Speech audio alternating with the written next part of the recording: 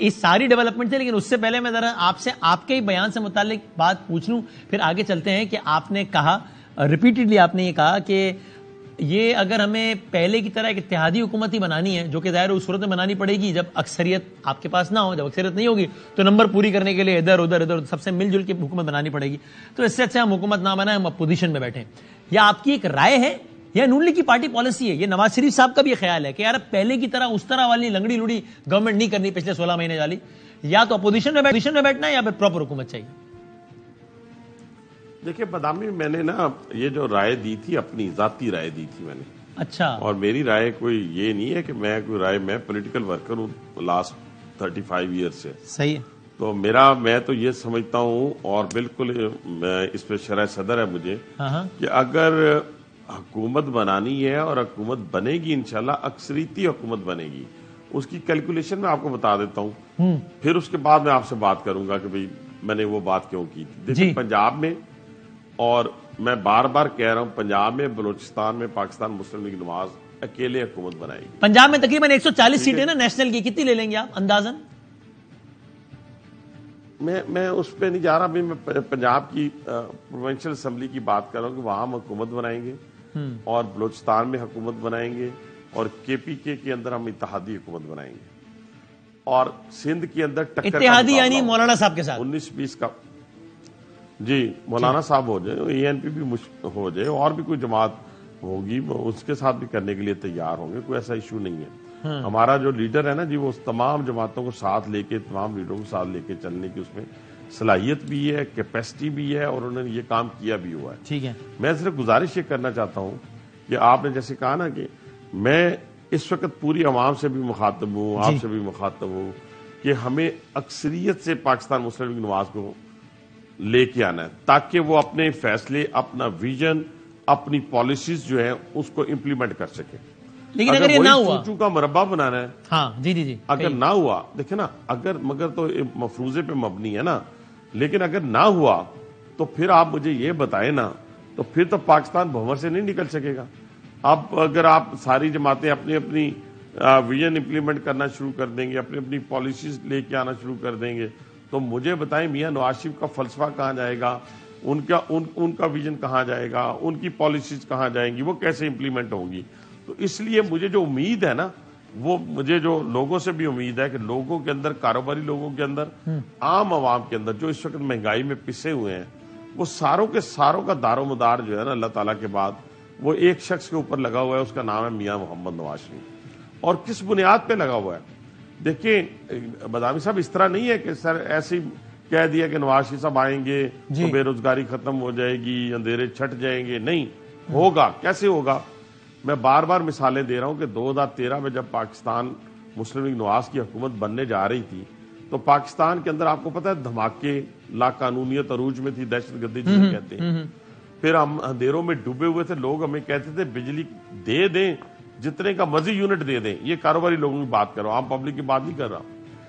پھر اس کے بعد یہ تھا کہ پاکستان بالکل تنہا ہو چکا ہوا تھا دنیا کے اندر. پھر یہ ہوا کہ دھرنے آنے شروع ہو گئے، سارا کچھ آنے شروع ہو گئے.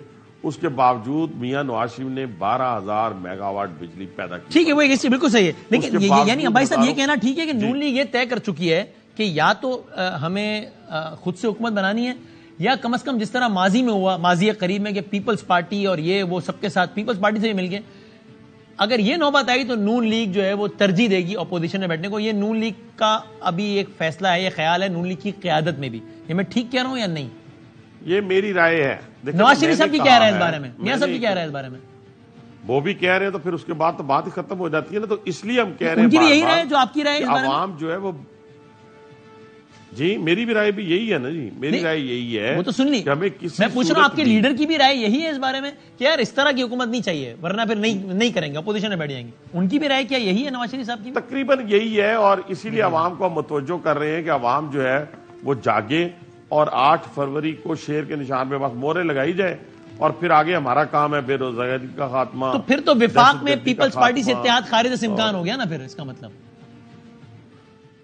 خارج سے امکان تو کوئی چیز بھی نہیں ہوتی پاکستان کی، نہیں دنیا کی کسی سیاست کے اندر بھی.